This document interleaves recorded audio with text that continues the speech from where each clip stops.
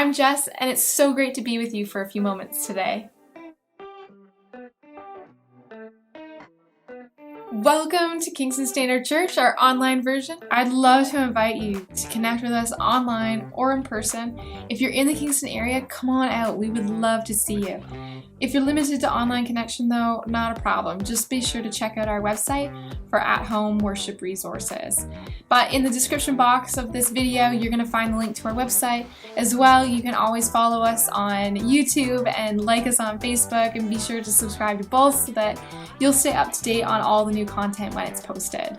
We have a variety of resources available to families and kids on both Facebook and YouTube, so if this is your first time joining us, or if you've been here before, we want to encourage you to go ahead and check that out, because our mission is to equip families for the conversations that they have together to learn and grow and follow Jesus. And if you want to touch base personally, then feel free to reach out. You can send us a message on Facebook, or you can use the address below. So let's dive in and see what we're going to learn about today. So as our kids are growing, there were a few things that they set as indicators that they were growing into adults. One of those things that when they were really small, they wanted to know when they could finally wrap their arms around mom or dad and have their hands meet when they were giving us a hug. Or there was that moment when they discovered that they were getting close to being as tall as mom or dad, and it was a big deal when they passed us. The other one was, could they lift us? So they'd wrap their arms around us and try and lift us just off the ground. That was always an adventure to sign up for, right? They had this list of things, and there was a lot more of them too, that they were kind of interested in discovering, am I growing? Am I becoming an adult now? Now, all of us have things that are kind of measures for life. And sometimes when we think about our goals, it may not be to be taller than one of our family members. It might be just to have a good day today, or to enjoy the people around us. It might be to take steps in growing our career, or to guide our families well. We might be asking ourselves, are we advancing? Is our family growing in respect? Sometimes some of these things that we're trying to track are a little bit harder to sort out than others. But most of the time, we often have indicators, maybe even some gauges that we think about that help us to determine whether we're staying on course. Now today we're going to look at something that is kind of a goal that I think all of us really have, but in the grand scheme of life, it's a pretty easy one for us to forget about. Because we may think about it from time to time, but it's a little bit more challenging to keep it in a center focus of our lives. But it involves a bit of a penetrating question that we all feel we do need to get sorted at some point or another, and that is the way we live sliding more toward greed or generosity? Now, we all wonder from time to time when we think about how we deal with time and money and energy, which direction are we moving in? And although we may not have kind of intentionally processed this question already today, on some level, everyone is concerned about this, because we all want to think we're generous people, right? And whether it's rooted in a desire to just feel good about life and about the way that we deal with life, or maybe if it's rooted in a reaction to having seen greed and wanting to be different.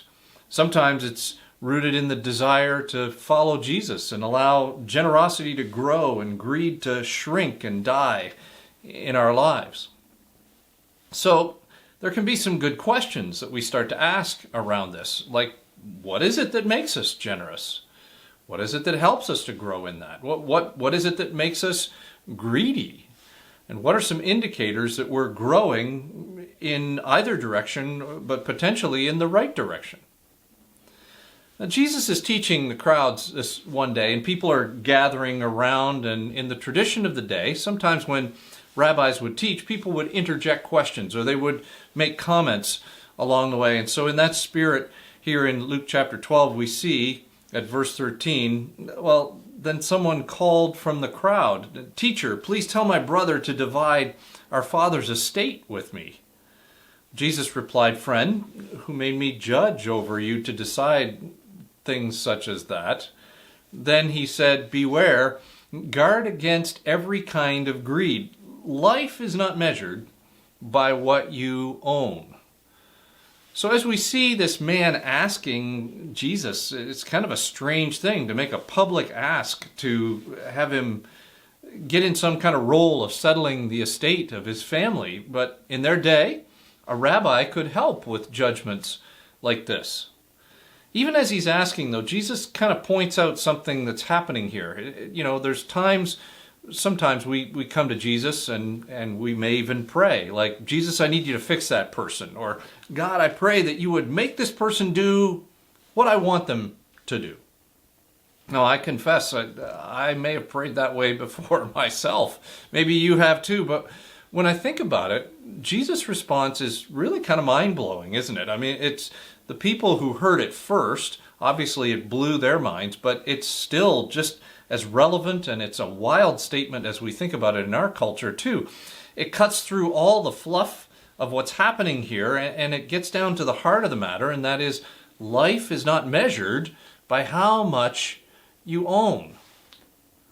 Now, if you think about it, that's not the way our society thinks, though. I mean, if you collect kind of the way that people operate and the way that they process life, most people in our culture operate in a way like, I mean, somebody who's rich or wealthy, they're obviously more successful than somebody who's poor.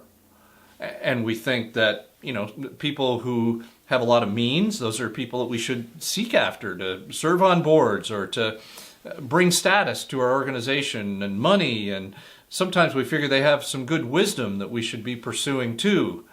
Most every measure of success in our culture is locked into some form of quantity, a measured amount, like whether it's our education, the number of degrees we have, or the publications that we've written, the amount of money we have, the salary perks or benefits that are part of our lives, the connections.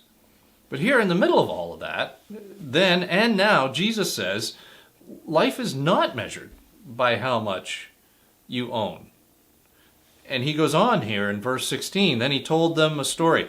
A rich man had a fertile farm that produced fine crops, and he said to himself, "What should I do? I don't have room for all my crops."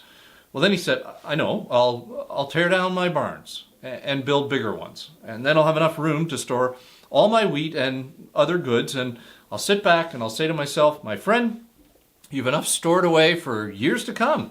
Now take it easy. Eat and drink and be merry.'" Okay, so wait a minute now. Don't you think this guy, like, really is a bit of a picture of a good manager? Like, he's a hard worker, he's not being wasteful, he's planning, he's saving, he's preparing for the future, he's done his part, and he's maybe even earned his retirement. This is the kind of astute businessman who has created a financially secure life. He in a present day example, he'd be a potential influencer, somebody that we would seek out as a role model as it relates to dealing with money. But verse 20 says, God said to him, "You fool, you will die this very night. Then who will get everything you've worked for?"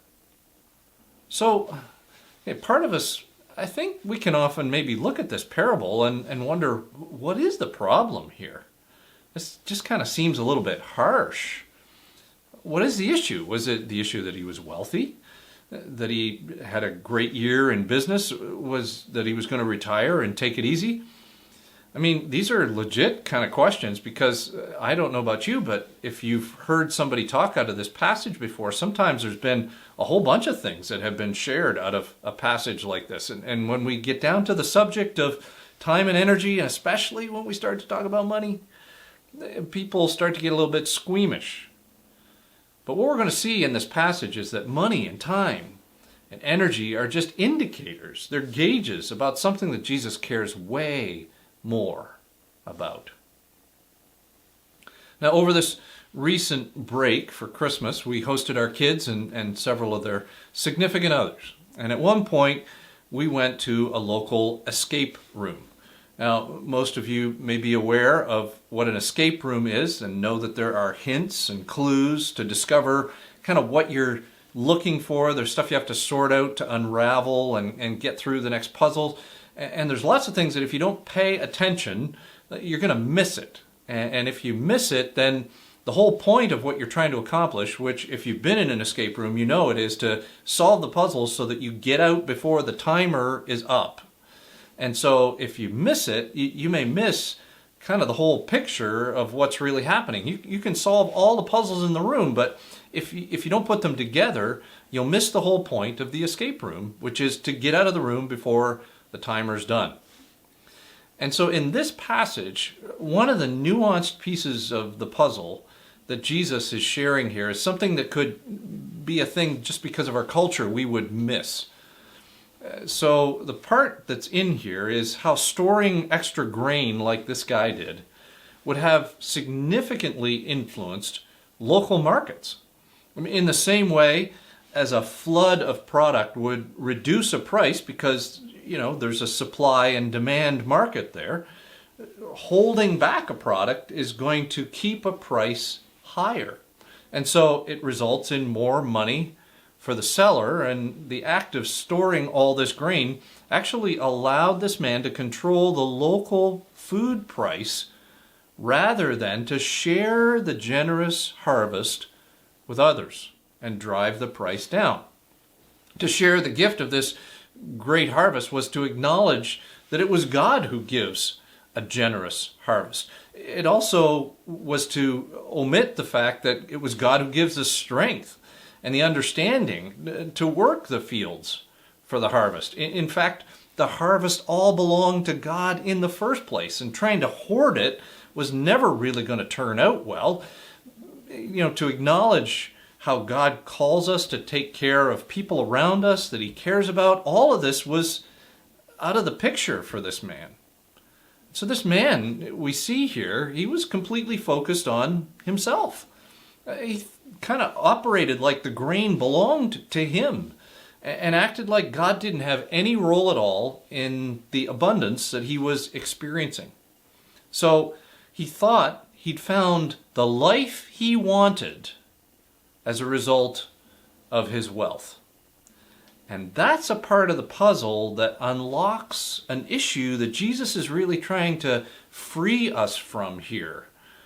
One author said it this way: Jesus argues that if you live for the right now here and right here pleasures of the kingdom of self, you will tend to invest your time and energy and money in the physical treasure of this present world. You will attempt to satisfy the longings of your heart with earthbound treasures, that is, with people, places, and possessions. And the core lie of this kingdom of self is that by satisfying your desires, that you will find life. And the corollary lie is that physical things will be the delivery system for that life. So we tend to live for ourselves, to make life about us. We tend to be obsessed about what we want, why we want it, how we want it, when we want it, and who we want to deliver it. We invest so much of our time and energy acquiring things for the sole purpose of our comfort and pleasure, and sadly, so much of our money, time, and energy is spent looking for life in all the wrong places. Now that's actually what the man in the story and the man who wanted leverage from Jesus to get his brother to pay out, that's what they have in common, right? They're looking for life-giving value and security from the resources that they are acquiring, that they want. And Jesus says to both of them and to us, life is not measured by how much you own. And there's this kind of piece of the puzzle that is in verse 21 where there's a bit of a rebuke here. It says, yes, a person is a fool to store up earthly wealth, but to not have a rich relationship with God. Now, as you read on, what you're going to discover is that Jesus breaks this down further with his disciples. And I'd encourage you to read on into verse 23 and even through verse 34 of the chapter in Luke chapter 12. Jesus illustrates how this works and makes a couple of mind-bending statements you may have heard before. One of them is in verse 31 where he says, "Seek the kingdom of God above all else, and he will give you everything you need." And then in verse 34 he says, "Where your treasure is, there the desires of your heart will also be." Now, as he started out earlier, he said life is not measured by how much you own, and now he's helping us to see the cure for common greed. Jesus is sharing that greed and generosity is not about what we give or what we don't give, it's about our hearts. And he isn't interested as much in our money or our time or our energy as he is in our hearts. So we could say that he's summing this all up by saying true life actually grows by letting God have your heart. A key indicator of how that's growing is where do we put our time and energy and money that God has given. That's an indicator, right? And we can understand that because we know that where we put our time and energy and money, the scripture says our heart's going to go that direction where we do that, because our heart will show where our money, time, and energy goes. But I would suggest it's kind of a both and. Our hearts may be presently going where our treasure is, but we can influence where our hearts go as we learn to share what God has given. Our treasure of our time and our energy and our money, our heart will follow where we share that. And so we can start growing a heart for what God cares about as we put our money and energy and time into things that he cares about too. And he says it. He says, as you seek the kingdom, you intentionally set your heart in places where God cares about these things. And you share your time, your energy, and your money in those places, instead of in, as the author said earlier, the self-indulgent life.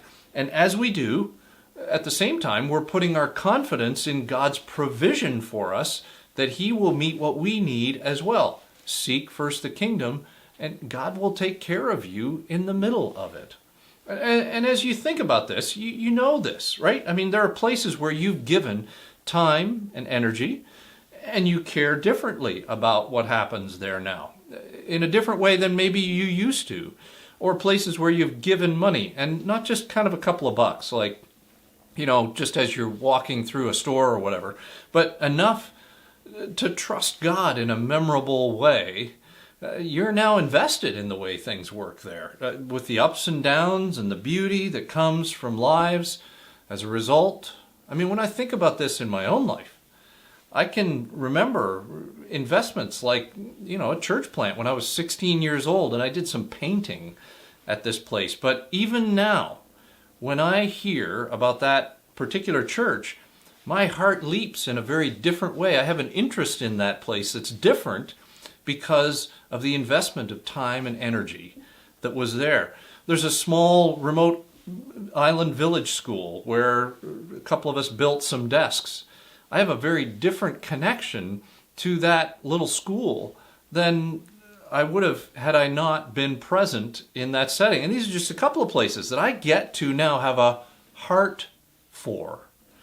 Because of that investment of time, that investment of energy, and investment of money, God has allowed me to be part of. And God is calling us to care about the things that he cares about. And as we do that, he is transforming our heart.